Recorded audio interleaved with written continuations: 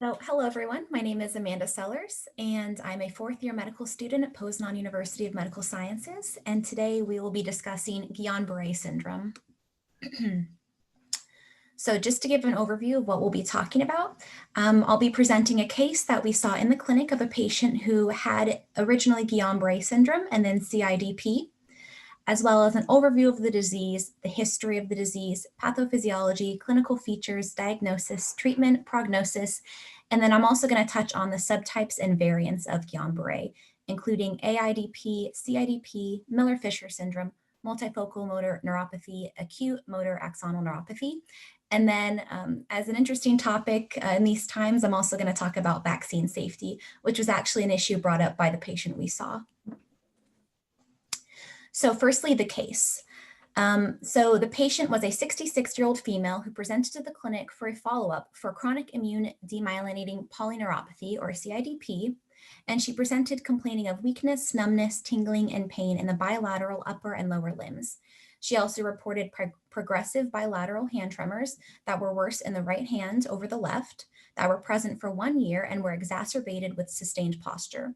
The patient was treated with IVIG and reported improvement of her mobility, strength, and general well-being. She denied any adverse effects from the treatment she was receiving.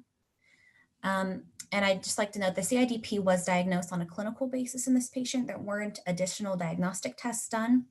And basically what we were doing for her is she would come in roughly once a month when the symptoms started to get progressively worse. She would receive the IVIG, and then she was experiencing relief almost immediately. And this had been going on for years. So she was diagnosed with Guillain Barre in 1982, which was 38 years ago. And at this time, she presented with the classic symptoms, acute onset ascending paralysis. She also had a history of diabetes mellitus, generalized anxiety disorder, chronic sleep disturbance, and an unresolved brain aneurysm. Insignificant family medical history, and then she was on a number of medications for other disorders: estradiol, Januvia, metformin, insulin for diabetes, of course, Abilify, buspirone, duloxetine, diazepam, gabapentin, meloxicam, and rosuvastatin. In terms of the relevant physical examination findings, there was weakness, decreased strength in the left thumb and the left hand. And we did note the bilateral hand tremor that was worse in the right hand over the left. And there was some stiffness of the left arm. Although the patient did report bilateral weakness, upon physical exam, we mostly noticed it on the left side, clearly. In the lower extremity, we saw weakness upon dorsiflexion and plantar flexion bilaterally. In terms of the cranial nerves, the patient was unable to hear the finger rub in the left ear, and the finger to nose test had a slight overshoot. And the plan was to continue IVIG and follow up in 2 months, as this patient was being well managed on this treatment.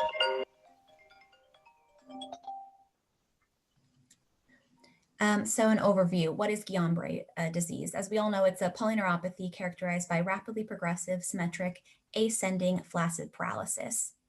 It occurs in about 1 case per 100,000 individuals, and adults are more frequently affected. In fact, after the first decade of life, there's a 20% increase in incidence seen with every 10-year rise in age. So the older you get, the more likely you are to be affected by it. And then the male to female ratio is 3:2. In terms of the etiology, 2/3 experience an upper respiratory or gastrointestinal tract infection about 1 to 4 weeks prior to the onset of GBS. That being said, the causal connection between pathogens and GBS is still not fully determined, but we do see associations. For the most common pathogens, Campylobacter jejuni is the most common overall pathogen we see, and cytomegalovirus is the most common virus we see. But we've also seen GBS present after Zika virus, EBV, HIV, influenza. SARS-CoV-2 is something we're going to talk about a little bit later in terms of the association, but there are reports of it occurring after this infection. And mycoplasma pneumonia, these are the most common. Now, post-vaccination is another issue. So there are reports of small increases in incidence after administration of certain vaccines.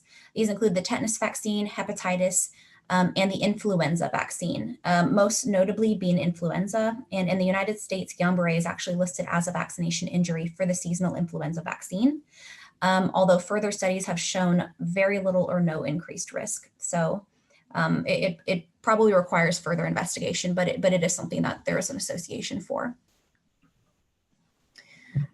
In terms of the history of Guillain Barre syndrome, there were 3 scientists, Guillain Barre and Stroll, who first reported the syndrome in 1916 after 2 cases of acute self-limited motor weakness with reduced tendon reflex were reported, and these had good prognosis. The treatment at the time consisted of rest, massage, and injections of strychnine, which is now considered a rat poison, but at the time it was used for some gastrointestinal issues, and it actually works as a urotoxin that antagonizes glycine and acetylcholine receptors.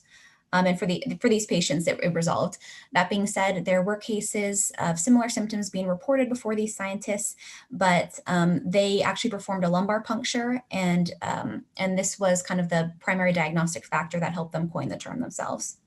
It was originally considered a demyelinating disease, and this is when they coined the term acute inflammatory demyelinating polyneuropathy.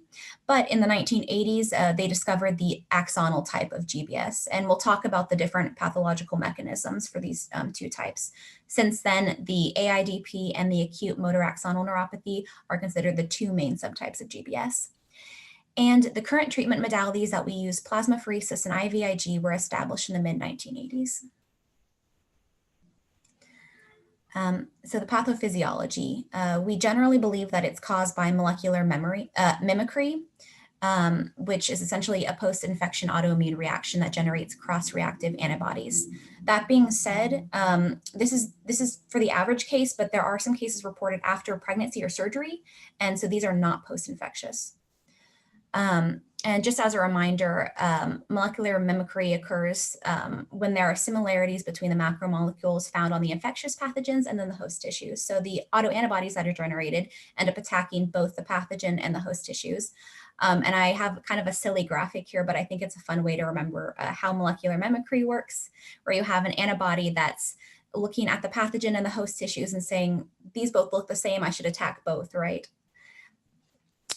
So essentially what happens in Guillain Barre syndrome is you have an infection, which generates a humoral response and the generation of autoantibodies against antigens of peripheral Schwann cells, including gangliosides. And that results in immune-mediated segmental demyelination and eventual axonal degeneration of motor and sensory fibers in the peripheral and cranial nerves. And that's how we see the symptoms that we do in this disorder. For clinical features, most patients initially present with back and limb pain and paresthesias of the distal extremities. And this typically progresses to advanced symptoms, and that's when we see the ascending paralysis. This paralysis is typically bilateral, flaccid, and spreads in a stocking glove distribution. In some patients, we also see what we call Landry paralysis, and this is when you have involvement of the respiratory muscles that leads to respiratory insufficiency, which is a very common cause of death in these patients. And we see this in about 25% of GBS patients. Muscle reflexes can be reduced or absent, and this commonly begins in the lower limbs. We also see paresthesias. These are peripheral, symmetric, and of the distal extremities, typically beginning in the hands and feet. Neuropathic pain we see in about 2/3 of patients, and we also see autonomic dysfunction in some of our patients. This can include cardiovascular dysfunction, which can lead to arrhythmias, hypertension or hypotension. We see voiding dysfunction and intestinal dysfunction as well. And then some patients we see cranial nerve involvement, most commonly involving the facial nerve, which can cause facial diplegia, the glossopharyngeal nerve, and the vagal nerve. So diagnosis can be made on clinical grounds, but that being said, there are a lot of differentials for these types of symptoms. So I think it's important to help substantiate the diagnosis with lumbar puncture and electrophysiological studies primarily. We also see specific changes in the CSF and in nerve conduction studies, and this can also help support the diagnosis. So in the CSF, we see albuminocytologic dissociation, which means that we observe an elevated protein count, but a normal white blood cell count. And this is thought to be a result of decreased CSF protein resorption. So this also can help rule out GBS, because if we see white blood cell counts greater than 50 cells per microliter, it's unlikely that the patient has GBS. That being said, in early stages of the disease, the CSF findings can be normal.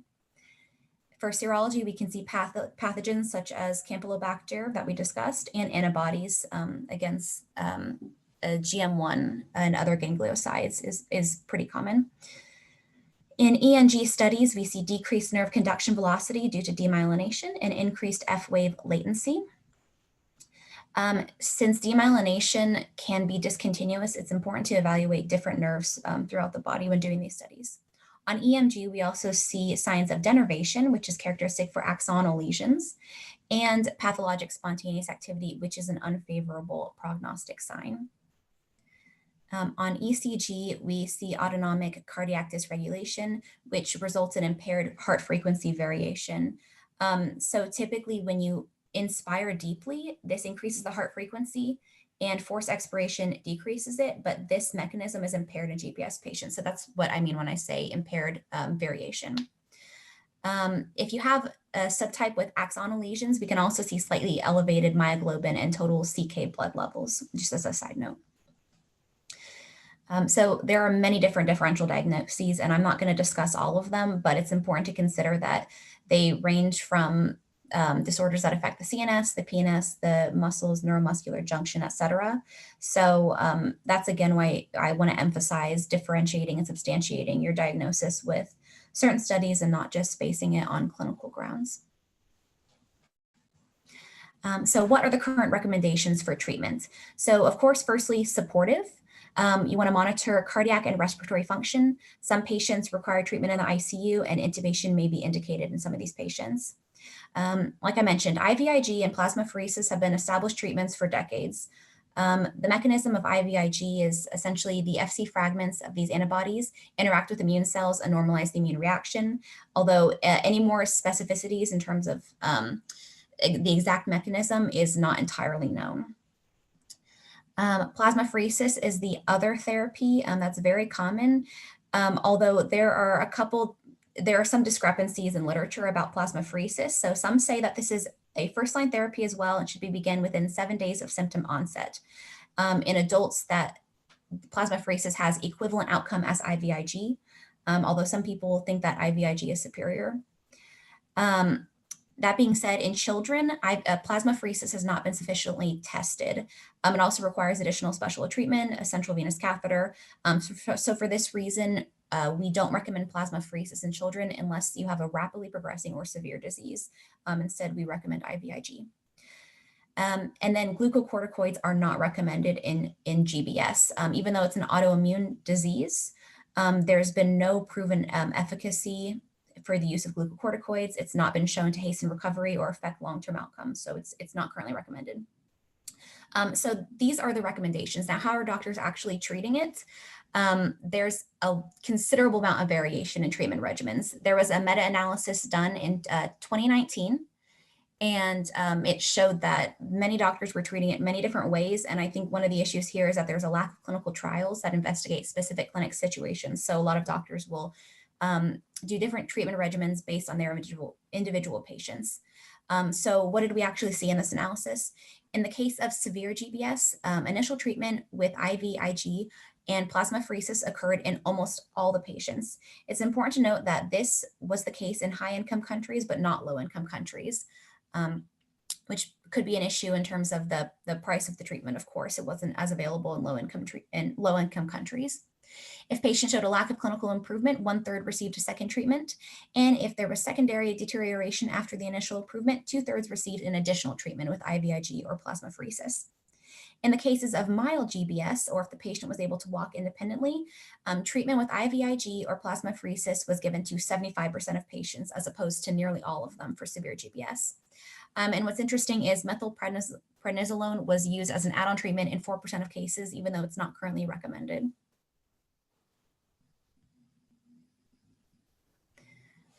So for prognosis, the disease progression peaks 2 to 4 weeks after the onset of symptoms, and the symptoms recede in reverse order of their development because the Schwann cells remyelinate the peripheral nerve axon. So the last symptoms to appear will also resolve first, if that makes sense. 70% of patients have a good prognosis. 3 to 7% die due to acute complications, most commonly respiratory paralysis, pulmonary infections or embolism, cardiac dysfunction, which is why it's important to monitor these functions and give supportive care to all these patients. It's also important to note that death can occur greater than 30 days after the onset of symptoms, even during the recovery phase. So to continue monitoring these patients long-term is also crucial. 20% of patients were unable to walk unaided 6 months after onset. In terms of the long-term prognosis, there is a persistence of neurological symptoms of some sort in up to 20% of patients, and half of these patients remain severely disabled for the rest of their life. And then there are a number of predictors of long-term disability that I won't necessarily get into because there are quite a few, but we do have some prognostic factors. So there are many subtypes and variants of Guillain-Barre syndrome. We don't have time to talk about all of them. There could probably be a presentation on each one of these, but I did want to briefly touch on the most common ones and give you a quick way to remember them and just talk about the clinical features and the recommended treatments for them. So these include the acute inflammatory and chronic inflammatory demyelinating polyneuropathy, and these are essentially just the acute and chronic variant of GBS. Miller-Fisher syndrome, which is marked predominantly by cranial nerve involvement. And then we also have multifocal motor neuropathy and acute motor axonal neuropathy. These are caused by axonal changes. They affect primarily motor function, not sensory function, but they're a little bit different from each other. And then the acute motor axonal neuropathy is characterized by a severely abrupt onset and variable severity of the nerve fibers. There are some additional subtypes: acute motor sensory axonal neuropathy, which is like acute motor, but it occurs with sensory axonal degeneration and has predominantly sensory involvement, which is self-explanatory by the name. There's also acute autonomic neuropathy, which is the rarest subtype, and the mechanism is unclear. We also have pharyngeal, cervical, brachial variant, and pure sensory GBS, among others. I also want to briefly mention there are basically two proposed mechanisms of how these variants occur. There are demyelinating variants where you have the antibodies directly causing injury to the myelin membranes, and we see this demonstrated in the graphic on the right. And then the other subtype is where the antibodies injure the axonal membranes themselves and that no demyelination occurs. And this is what we see in the last two variants, multifocal motor and acute motor axonal neuropathy. So really quick, AIDP is the acute variant of GBS, and we see multifocal peripheral demyelination. It's by far the most common subtype. Overall, we see 60 to 80% of patients in North America and Europe present with this subtype of patients who have the GBS. And in the United States, this accounts for up to 90% of GBS cases. Most common etiologies are Campylobacter and CMV, and it's caused by autoantibodies against various antigens. Clinical features: ascending paralysis, autonomic neuropathy, cranial nerve defects, and pain. This typically peaks at 4 weeks. We see slow remyelination and recovery, and the treatment is IVIG and plasmapheresis. Now, the chronic version, the etiology, there's no specific pathogen link, and we tend to see anti-GM1 ganglioside autoantibodies in this variant. Similar features to GBS, but these last more than 2 months. Like I mentioned, this is the chronic variant, and this is actually what we saw in our patients. The treatment, interestingly enough, this treatment does consist of glucocorticoids, azathioprine cyclophosphamide, and of course, plasmapheresis and IVIG. Some researchers believe that CIDP is an entirely separate entity and should not be considered a variant of GBS, but currently it is still considered a variant. Now, Miller-Fisher syndrome is characterized primarily by cranial nerve involvement, and it's very rare, only accounts for 3% of the GBS cases in the United States. In this syndrome, we see autoantibodies against ganglioside GQ1B, GT1A, and GD3. These are a little bit more specific for Miller-Fisher syndrome, so serological detection of these autoantibodies can confirm the diagnosis. Because there's cranial nerve involvement, we often see ophthalmoplegia, ataxia, and areflexia, also facial and bulbar weakness in half the cases. But additionally, we also see trunk and extremity weakness in about half the cases as well. The treatment recommendation is IVIG. Next, we have multifocal motor neuropathy. And this is a variant that solely affects the motor neurons, like I mentioned. And this is actually considered a differential for ALS. And that's due to involvement of upper motor neurons and seeing those signs in both of these disorders. So again, of course, it's important to rule out differentials if you suspect this disorder. They suspect the mechanism is caused by a multifocal motor conduction block due to the axonal degeneration. We tend to see anti-GM1 ganglioside autoantibodies in these patients. And to differentiate this from other GBS, we typically see normal CSF protein in these cases. So there's no albuminocytologic dissociation. Clinical features, asymmetric paralysis and areflexia, and this typically involves the distal upper limbs initially.